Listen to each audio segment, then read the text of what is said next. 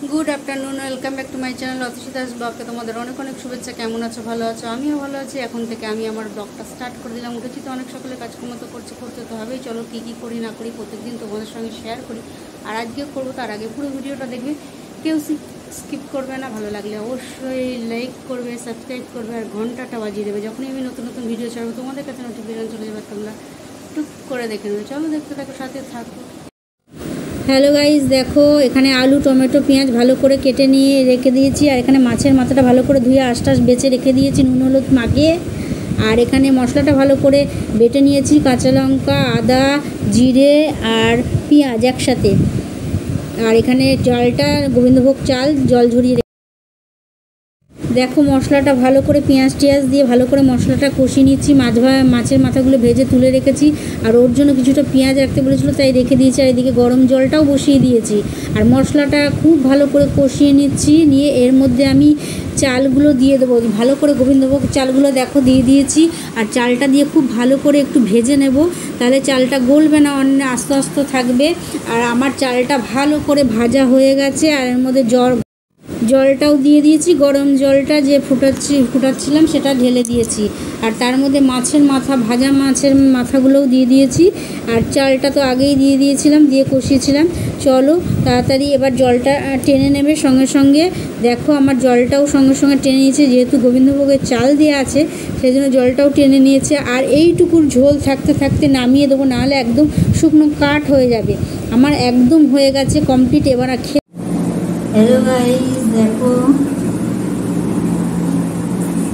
খেতে বসে গেছি। এখানে আছে গরম গরম ভাত আর মুড়ি ঘন্ট, আর আছে মুসুরির ডাল, উচ্ছে সেদ্ধ আর পেঁয়াজ কুচি। এখন উচ্ছে সেদ্ধ দিয়ে খাচ্ছে। চলো খেয়ে নিই। আর আমি শুধু মুড়ি ঘন্ট দিয়ে খাবো। এটাই আছে আমার দুপুরের লাঞ্চ। চলো সেরে নিই। দেখো খাওয়া দাওয়া হয়ে গেছে। আর খেয়ে দিয়ে উঠে বাসনগুলো মেজে বেসিনে ধুয়ে নিচ্ছি। আর আমার কর্তামশাই তো একদম তাড়াতাড়ি চলে গেছে, ও তো 1 মিনিটও দাঁড়াবে না। এখন গরমের ছুটি, সেই জন্য ও মাঠ কিন্তু ছুটি না, তাই ও তাড়াতাড়ি খেয়ে দিয়ে একদম চলে গেছে, দাঁড়ানো কোনো দিন না। আর আমি ধীরে স্থিরে বাসনগুলো মেজে নিয়ে, অনেকটাই বাসন আছে। চলো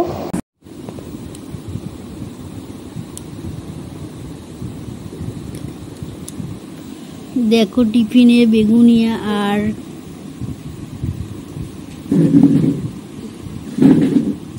সিঙ্গারা। হ্যালো গাইস, দেখো টিফিন চলে এসছে। আর টিফিনে রয়েছে সিঙ্গারা আর বেগুনি। তেলে ভাজা খাই, তেলে ভাজা খেয়ে ভুগে চলে যায়।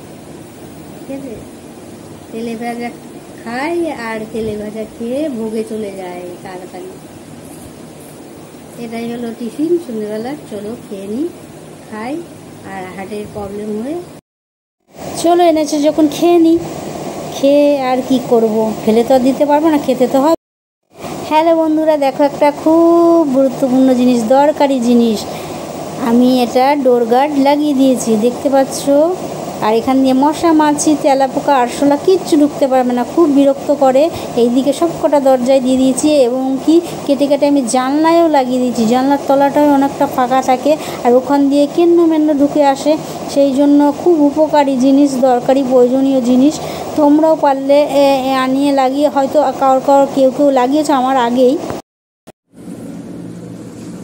হ্যালো গাইস, দেখো খেতে বসে গেছি। আর এখানে আছে মুড়ি ঘন্ট আর ভাত। এটাই আমাদের রাত্রির ডিনার। চলো করে নিই।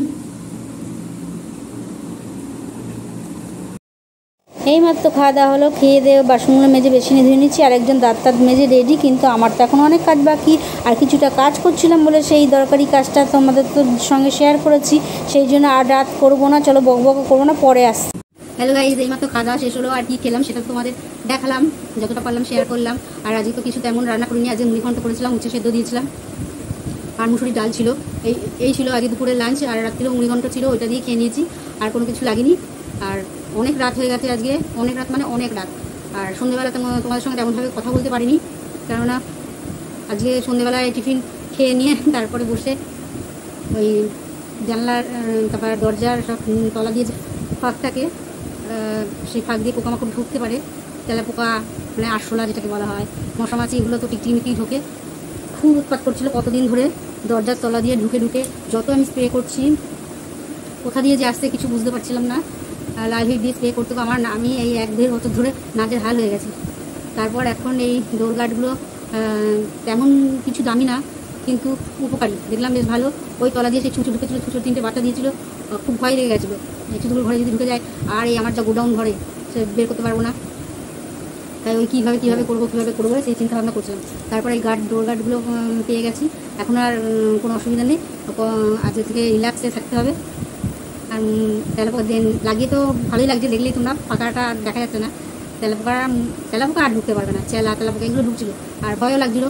আর মারতে তো খুবই কষ্ট হয়, এই যে মারছি পাপের ভাগিদার হচ্ছি। আমরা কোনোদিন একটা লতা পাতা এসব মারার কথা মনেই আনতে পারি না, কিন্তু যখনই চেলাফেলা দেখছি তখন তো আমাকে ভয়ে, যদি বিছানায় উঠে যায়, গায়ে গায়ে কোনো সময় অন্ধকার করে শুয়ে থাকলে যদি বেয়ে আসে, সেই ভয়ে আতঙ্কে তাদের তো মারতে হবে। কিন্তু তাছাড়া তো এই যে আরশোলা ফসলা মারতে সত্যিই খারাপ লাগে। এসব প্রাণী পাপের ভাগিদার হওয়া, তাই এই ব্যবস্থা নিলাম যাতে আর আমাকে এই স্প্রে করে এদের তাড়াতে না হয়। এই দুটি ঢুকলে খুব খারাপ লাগে। এই যে সেদিনকে খুব কষ্ট লেগেছিলো, 3খানা চুচোর বাচ্চা দিয়েছে। আমি ওখানে পরিষ্কার করতে গিয়ে দেখি 3খানা চুচোর বাচ্চা দিয়েছে, ভয় লেগে গেছে। অথচ এই এতটা লম্বা ইঁদুর, আমি দেখি প্রথমে ইঁদুরের না, চুচোর বাচ্চা দেখি, মুখটা ছুচো টাইপের।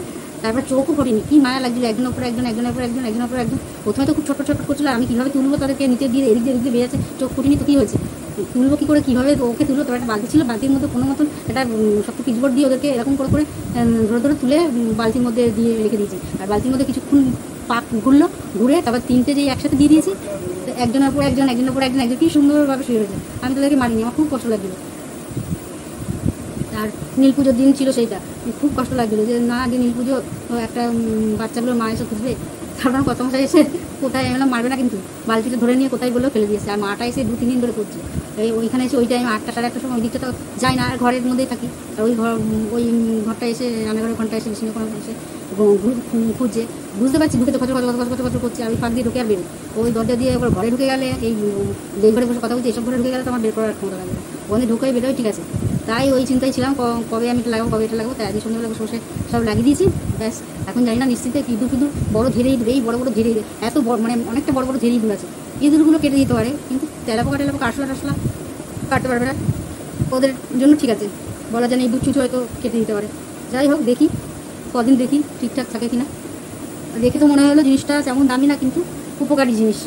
এই জানলাগুলোও দিয়ে দিয়েছি, জানলাগুলো তলা দিয়ে ফাঁক থাকে, কেন ঢুকছিল, সেই জন্য এখন তো দুদিন ধরে দেখছি না। আর এখন বৃষ্টি হচ্ছে, বর্ষা নেমে যাবে, ওটা আরও বেশি করে ঢুকবে, তাই জন্য ওগুলো লাগিয়ে দিলাম। অনেকটা উপকার হয়েছে মনে হচ্ছে, জানি না কতটা কী। চলো দুদিন দেখি, তারপরে আবার তোমাদের রিপোর্ট দেবো কী হয় না আবার, ঠিক আছে, আপডেট দেবো। যাই হোক, চলো আর বেশি বড় করবো না, যেরকম ব্লগটা এখানেই শেষ করি। Good night.